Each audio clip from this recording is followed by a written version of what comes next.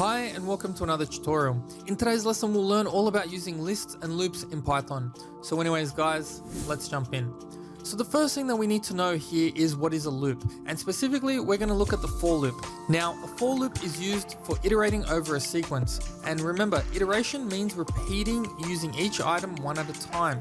So with the for loop we can execute a set of statements once for each item in the list, string, whatever that we have. So our example here is we've set up a variable called phones and we've set this up as our list. So we've got like some phone brands there. So when we run the next code, we run for x in phones, print x. What it's going to do is it's going to bring back every item in that list and display it on a different line. Now you can do the same thing for characters. So for example, for x in banana, so this is our string here. When we print that, you will see that that string is now being split up and each letter appears on a different line. We can also combine this with an else statement. So for our example here, for x in range 6, so 6 will determine how many iterations will occur in this loop. You can print x, but when it gets to that point, then it will print finally finished. So our example will be here 0, 1, 2, 3, 4, 5, and then when we get to the end, when it's not in this range, it will say finally finished. We can also combine this with the FString. So when we have our example here, we've got our list, which is ice cream, and there's different flavors of ice cream.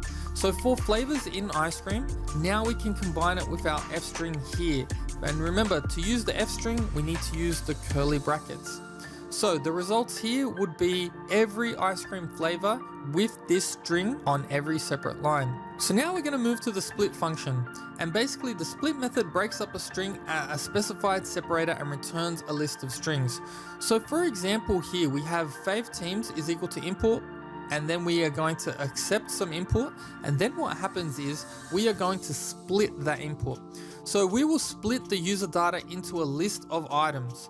And then once we've got that data split, then we can print whatever we like. So if we look at the next part, we can combine this with the FString here. So when we run this code, we will have favorite teams, and then we'll have our list split up and it combines with the FString nicely. So now we're going to look at our problem.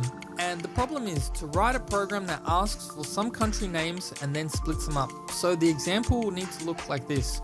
So the first line asks for 3 countries separated by a comma, and then you have your list of countries, which would be Canada, USA, Australia, because that's what we've listed here. So now that we're in PyCharm, the first thing that we need to do is we need to set up a variable called countries, and we are just going to set up our input statement. So please enter 3 countries separated by a comma.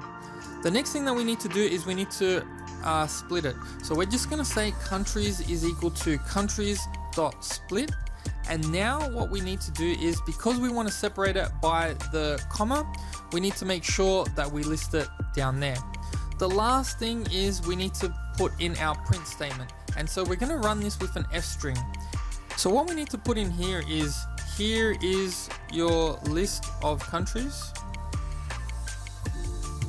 And then we need to make sure that we put in our curly brackets and we put countries in there.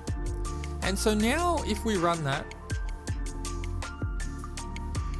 so now we can put in our countries. So let's say we've got USA, Australia, and Canada.